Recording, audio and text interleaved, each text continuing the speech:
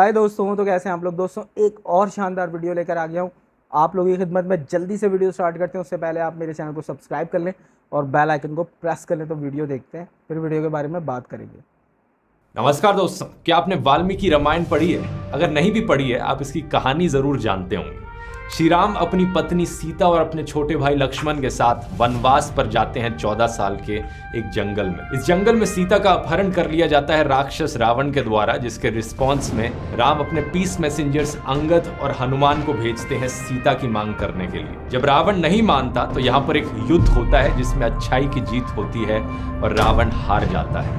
हर साल हम इसी चीज का जश्न मनाते हैं, the victory of good over evil. धर्म ने अधर्म को हरा दिया। कहानी सुनने में काफी सिंपल लगती है ना ये, लेकिन शायद ये कहानी इतनी सिंपल है नहीं। स्पेशली अगर आप आजकल के व्हाट्सएप मैसेजेस देखेंगे और सोशल मीडिया पोस्ट देखेंगे जो इस hero Ram versus villain Ravan के नैरेटिव के अगेंस्ट जाते हैं। इनफैक्ट क्या आप जानते हैं, कई ऐसे मंदिर भी हैं देश में जहां पर रावण की पूजा करी जाती है, जैसे कि मध्य प्रदेश के रावण ग्राम गांव में ये मंदिर, या फिर उत्तर प्रदेश के कानपुर में दशानन रावण टेम्पल, या फिर ग्रेटर नोएडा में ये मंदिर। सिमिलरली राजस्थान के जोधपुर में और आंध्र प्रदेश में भी आपको रावण के मंदिर मिल जाएंगे जहां पर लोग नारे लगाते हैं जय लंकेश और जय रावण बाबा के। यूट्यूब पर मिलियंस ऑफ व्यूज के साथ कई ऐसी पोएम सुनने को मिलती है जहां पर कहा जाता है, हाँ मैं घमंडी, मैं पापी, हाँ मैं ताकत का प्रतीक हूँ, मैं वही दशानन जिद्दी हूँ और थोड़ा सा ढीठ हूँ। तो सुन लो सारी दुनिया वालों के, तुम राम बन जाओ, मैं रावण ही थी। और अक्रॉस द पॉलिटिकल स्पेक्ट्रम आजकल रिसेंटली ये देखने को मिला है, चाहे कोई लेफ्ट विंग लोग हों चाहे राइट विंग लोग हों,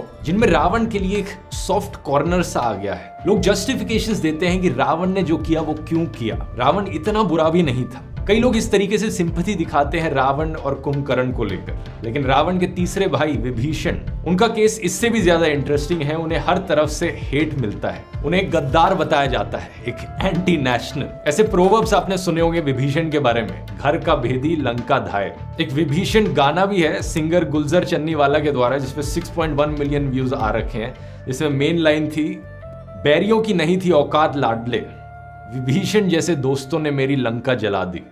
ये कैसे लेसन्स हैं जो लोग रामायण से कंक्लूड करते हैं? क्या विभीषण सही में इतना हेट डिजर्व करता है?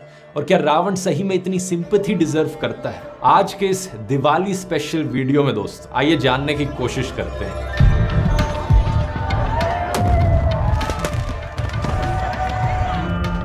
मैं रावण के दर्शन करना है। रावण हम लोगों के कुल का राजा है, विद्वान है इसलिए, हाँ सबसे बड़ा ज्ञानी है। उनको लोग गलत कहते हैं पर वो गलत नहीं है।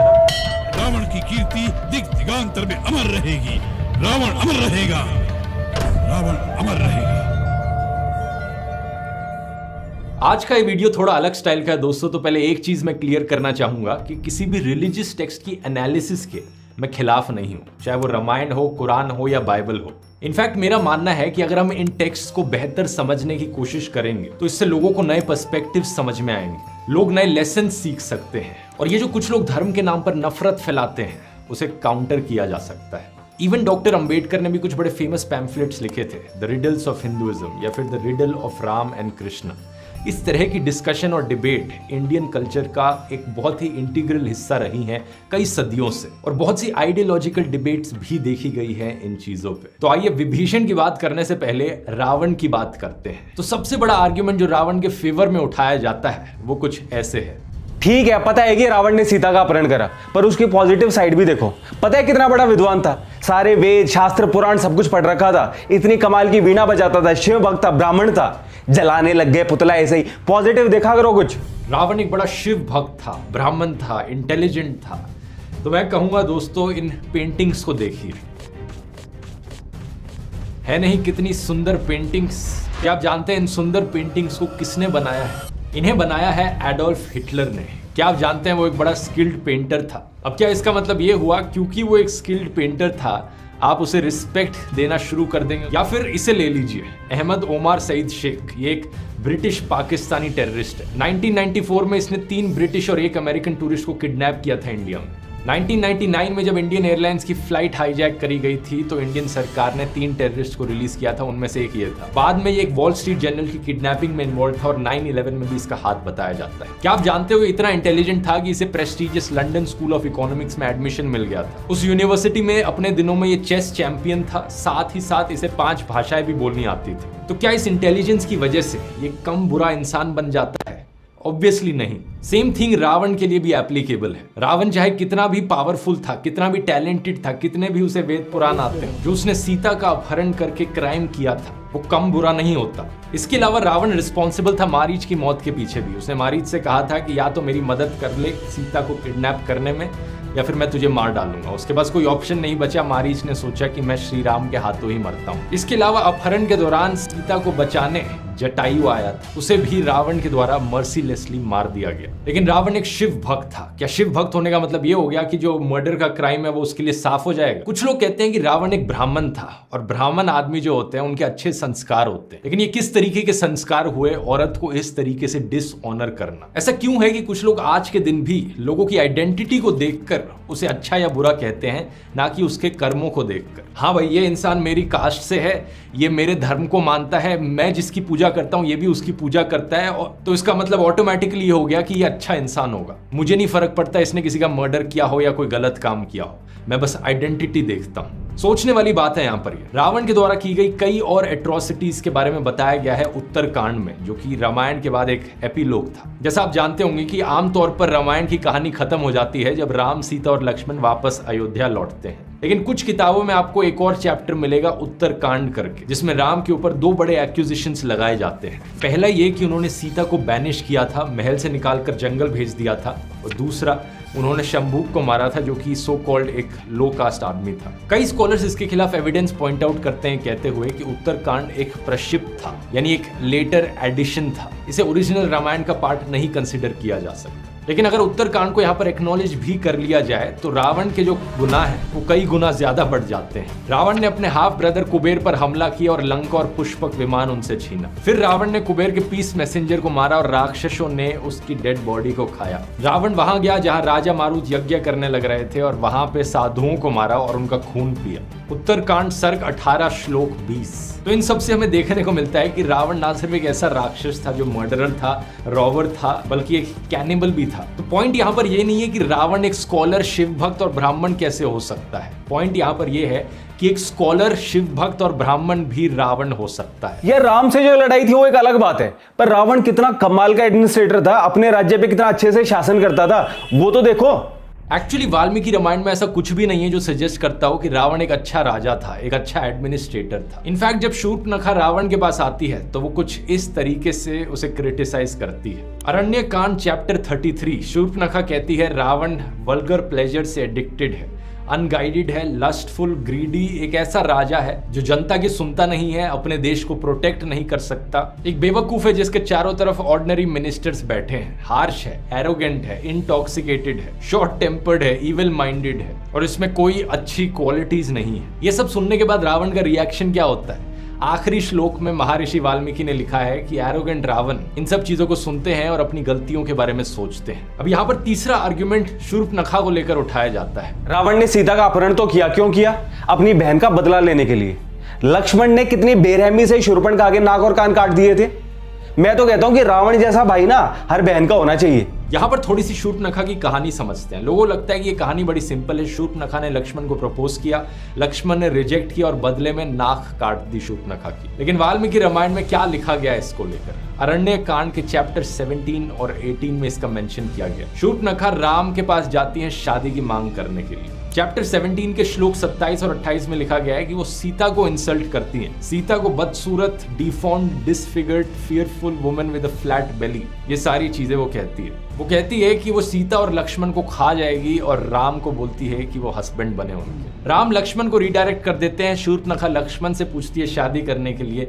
लक्ष्मण रिजेक्ट करके वापस राम की ओर रिडायरेक्ट कर देते हैं और फिर शूर्पणखा कहती है कि वो सीता को खा जाएगी। एक्चुअली में सीता को मारने की कोशिश करी जाती है। फिर लिखा गया है कि लक्ष्मण शूर्पणखा की नाक और कान काट देते हैं एक तलवार का इस्तेमाल करके। ये रही मेरी पत्नी सीता। ये भद्दी औरत तुम्हारी पत्नी है, मैं इसे मार डालूंगी, नहीं छोड़ूंगी, मार डालूंगी, मार डालूंगी।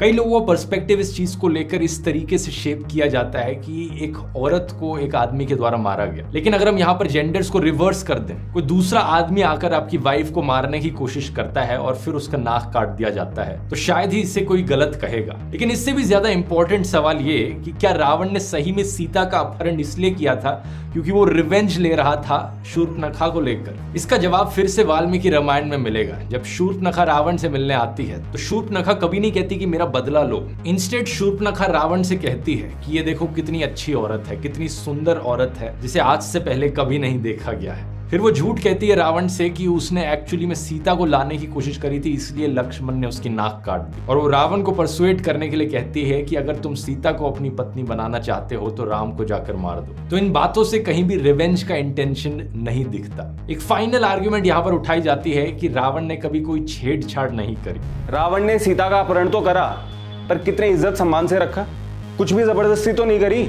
इस चीज की ज्यादा डिटेल में मैं नहीं जाऊंगा। अगर आप चैप्टर्स 49 to 52 पढ़ोगे अरण्य कांड के तो आपको दिख जाएगा कि रावण ने क्या किया सीता के साथ। ये डिटेल्स इस वीडियो के लिए काफी डिस्टर्बिंग होंगी, तो आप खुद ही बाद में जाकर पढ़ सकते हो। इसका लिंक मैं नीचे डिस्क्रिप्शन में डाल दूं। वैसे रामायण के बारे में ऐसे ही विचारों और सवालों को अगर आप और गहराई से जानना चाहते हैं तो कुकू FM पर मैं बड़ी ऑडियो बुक रेकमेंड करूंगा, श्री राम, गुरुदत्त के द्वारा। कुकू FM के बारे में आपने बार बार सुना होगा मेरे वीडियोज में, लेकिन अभी तक अगर आपने इन्हें ज्वाइन नहीं किया है तो आज के ऑफर से बढ़िया शायद ही कोई ऑफर आपको मिलेगा। दिवाली स्पेशल चलने लग रहा है। कुकू FM के प्रीमियम सब्सक्रिप्शन को आप 50% ऑफ पर खरीद सकते हैं दिवाली 50 कूपन कोड इस्तेमाल करके। लेकिन इसके अलावा पहली बार कुकू FM लाया है आपके लिए 10 लाख रुपए तक के गिफ्ट जीतने का मौका। 25 अक्टूबर तक का टाइम है। अगर आप उससे पहले इनका प्रीमियम सब्सक्रिप्शन खरीद लेते हो तो आप ऑटोमेटिकली इनके लकी ड्रॉ में एंटर हो जाओगे। और इस लकी ड्रॉ में कई बड़े बड़े गिफ्ट्स हैं, जैसे कि गाड़ी, गोल्ड कॉइन, वाउचर्स, बहुत कुछ जीतने का मौका है। लिंक मिल जाएगा नीचे डिस्क्रिप्शन में और जल्दी से आप इस मौके का फायदा उठा सकते हैं। चलिए बनाइए दिवाली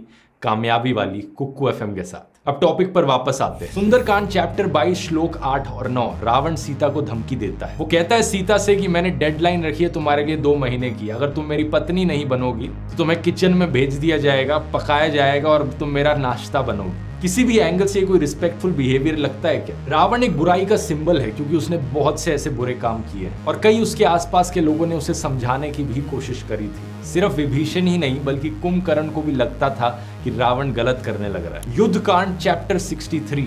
कुंभकर्ण रावण से कहता है दुष्कर्म करने वाले का पतन होता है और तुम्हारे पाप की सजा भी जल्द ही तुम्हारे सामने आ गई है। तो जब रावण के भाइयों को भी उसकी गलतियां पता थी, ऐसा क्यों है कि आज के दिन भी लोग अपनी जस्टिफिकेशंस बनाते हैं रावण के फेवर में? हर बहन को रावण जैसा भाई चाहिए। सब बालगम की जितनी बाइक, कार है, बच्चे तो सब पे रावण लिखा हुआ साइकिल पे। और रावण एक बहुत महान विद्वान था। बिल्कुल, रावण ने कोई बुरा काम नहीं करा है, नहीं किया। और अगर बुरा करता तो माता सीता को ले जाकर अशोक वाटिका में क्यों बैठा? और भाइयों की बात करें तो अब सवाल आता है कुंभकर्ण और विभीषण का। आपको नहीं लगता एक कॉमन सेंस वाली चीज है कि अगर आपका भाई कोई क्राइम करता है और आप उसे सपोर्ट करते हो तो आप भी पार्टनर इन क्राइम बन जाते हो। कानून की आंखों में आप भी उतने ही क्रिमिनल कहलाए जाओगे। और कुंभकर्ण को पता होने के बाद भी उसने इस जंग में हिस्सा लिया। अच्छा, तुम हो कुंभकर्ण, लंका के सबसे बलशाली योद्धा। अब ये हनुमान तुमसे युद्ध करेगा। तो अब फाइनली विभीषण पे आते हैं। विभीषण का केस बड़ा इंटरेस्टिंग है दोस्तों। इंटरेस्टिंग इसलिए क्योंकि ये कोई इतना यूनिक केस नहीं है। हमें रोजमर्रा की जिंदगी में ऐसे केसेस देखने को मिलते हैं। फिल्मों में भी ये बहुत दिखाया जाता है कि कुछ लोग जिन्होंने अपनी साइड बदली सही की राह पर चलने के लिए, और आमतौर पर हम इन लोगों को एडमायर करते हैं। जैसे कि दीवार फिल्म जो आई थी उसमें ऑनेस्ट पुलिसमैन जो थे रवि, वो अपने गैंगस्टर भाई विजय को पेपर पर साइन करने को कहते हैं और कहते हैं कि सारे क्राइम को छोड़ दे और पुलिस के सामने सरेंडर कर दे। तुम्हें याद है वो एक एक ठोकर जो दूसरों ने हमें मारी है, वो एक एक गाली जो दुनिया ने हमें दी है, तुम साइन करोगे या नहीं? इन दोनों की माँ भी अपने गैंगस्टर बेटे को सपोर्ट नहीं करती और फिल्म के एंड में रवि ही अपने भाई विजय को मारते हैं। कहने के लिए रवि ट्रेटर हो गए अपने परिवार के लिए, लेकिन हीरो हैं फिल्म के। सिमिलरली वास्तव फिल्म में रघु एक गैंगस्टर बन जाता है, ड्रग एडिक्ट बन जाता है और बाद में उसकी माँ ही उसे मारती है। रियल लाइफ में भी ऐसे केसेस देखने को मिले हैं। 2019 में निकोल शूबर्ट अपने बेटे की डायरी में लिखा हुआ देखती हैं कि वो एक मास शूटिंग प्लान करने लगे। वो सीधा पुलिस को फोन करके बता देती हैं इसके बारे में। 2022 में जब इसके बारे में उन्होंने बात करी थी एक मीडिया के इंटरव्यू में, उन्होंने बताया कि कितना मुश्किल डिसीजन था ये अपने खुद के बेटे के अगेंस्ट जाना, लेकिन अगर एक आदमी की भी जान बचती है तो ये वर्थ इट था। If there's a possibility to save even one person, one child, I think it's worth it. तो जब विभीषण यहाँ पर अपनी साइड बदलता है और अच्छाई का रास्ता चुनता है, तो ऐसा क्यों है कि लोग लॉयल्टी को ज्यादा इंपॉर्टेंस देते हैं और सही और गलत को कम इंपॉर्टेंस देते हैं? अगर आप किसी एक ऑर्गेनाइजेशन का हिस्सा हैं, वो ऑर्गेनाइजेशन गलत काम करती है, आप उसे छोड़कर दूसरी साइड स्विच हो जाते हैं, आप एक गद्दार कहलाए जाएंगे। लेकिन क्या इस केस में गद्दार होना सही चीज नहीं है? इसी चीज को और बड़े स्केल पर देखा जा सकता है। अगर आपके देश की सरकार गलत काम कर रही है, आपके लिए क्या ज्यादा इंपॉर्टेंट होना चाहिए? अपने देश से लॉयल्टी बनाए रखना या फिर सही रास्ता चुनना, अच्छाई का रास्ता चुनना? इसका एक बड़ा एग्जांपल है CIA के विसल ब्लोअर एडवर्ड स्नोडेन, जिन्होंने देखा कि उनकी देश की ऑर्गेनाइजेशन गलत काम करने लग रही थी। उन्होंने ऑर्गेनाइजेशन को छोड़ा, अपने देश की ही ऑर्गेनाइजेशन को एक्सपोज किया। इतिहास के पन्नों में उन्हें हीरो की तरह ही देखा जाएगा। एक फाइनल एक्यूजेशन यहाँ पर विभीषण पर लगाया जाता है कि उन्होंने रिवील किया कि रावण का सीक्रेट क्या था। उनके पेट में अमृत का एक मटका था और राम को वहीं पर तीर चलाना चाहिए था, रावण की नेवल पर। असलियत में अगर आपने कभी वाल्मीकि रामायण पढ़ी है दोस्तों, तो उसमें कोई ऐसा मेंशन नहीं है कि रावण के पेट में कोई अमृत का मटका था। ये बाद के वर्जन में ऐड किया गया है। वाल्मीकि रामायण में रावण की डेथ देखी जा सकती है युद्ध कांड चैप्टर 108 श्लोक 16 और 17 में, जब राम एक स्पेशल तीर शूट करते हैं बड़ी रफ्तार से, जो इविल माइंडेड रावण के सीधा दिल पर जाकर लगता है। विभीषण होने का मतलब है नॉन कॉन्फॉर्मिस्ट होना, जो कि तब भी और आज भी एक अच्छी चीज है। आपकी किसी के भी प्रति इतनी लॉयल्टी नहीं होनी चाहिए कि आप अच्छाई और बुराई के बीच में फर्क ही भूल जाओ। और जैसा रुडयार्ड किपलिंग ने अपनी पोएम में कहा था, if you are able to save your head while everyone else is losing theirs, you will be a man my son. Vibhishan की वजह से लंका का डिस्ट्रक्शन नहीं हुआ है, बल्कि रावण और कुंभकर्ण के बुरे कामों की वजह से लंका का डिस्ट्रक्शन हुआ है। तो क्या लेसन सीखे आप इस पूरे वीडियो से? नीचे कमेंट्स में लिखकर बताओ। और अगर वीडियो पसंद आए तो दोस्तों ये हैं ध्रुव राठी और the hidden truth of Ramayan, was Ravan good? अच्छा, मैं बड़ा सरप्राइज हूँ इस वीडियो को देख के। पहले तो वीडियो के बारे में बात कर ले कि भाई ध्रुव राठी के आप चैनल को सब्सक्राइब करें, हमेशा बहुत शानदार वीडियोस लाते हैं। इनकी वीडियो का लिंक मैंने नीचे डिस्क्रिप्शन में दे दिया है।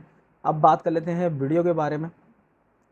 तो इस वीडियो के देखने के बाद मैंने काफ़ी सारी चीज़ें लर्न की हैं, क्योंकि मैं ये समझता था शायद रावण को कोई भी अच्छा समझता ही नहीं है इंडिया के अंदर। मतलब जितने भी हिंदूज़ हैं वो सारे के सारे रावण को एज़ बुरा ही समझते हैं। पर अभी मैं इस वीडियो में देख के सरप्राइज़ हो गया कि यार मतलब इतने सारे लोग, इतने सारे मंदिर बने हुए जो कि उस तरफ भी मानने वाले हैं। और ऐसा होता है जब इस तरह की कोई चीज़ होती है ना, तो दोनों तरफ मानने वाले लोग आ जाते हैं और अपनी अपनी चीज़ों को सपोर्ट करते हैं। अब वो वहाँ पे रावण की चीज़ों को लेकर आ रहे हैं कि रावण एक अच्छा था, वो मतलब उसने लर्न किया हुआ था, वो ब्राह्मण था, वो मतलब उसके पास इतनी नॉलेज थी, वो अपनी हुकूमत अच्छे से चला रहा था, इतनी चीज़ें थी। पर और फिर उसकी बहन की कहानी बड़ी उन्होंने दिखाई कि भाई हर बहन को इस तरह का भाई होना चाहिए कि वो अपनी बहन की प्रोटेक्ट करे या अपनी बहन का रिवेंज ले जाके। और ये चीज़ें इस तरीके से दिखाई जा रही हैं। अब ये पता नहीं इसमें सच्चाई कितनी, क्योंकि यहाँ पे ध्रुव राठी इस बात को डिनाई कर रहे हैं, पूरे उसके रीज़न दे रहे हैं। तो मे बी कि ये चीज़ ठीक हो। अब मैं इसके बारे में और भी रिसर्च करूँगा और आप लोग भी मुझे कमेंट करके बताइएगा।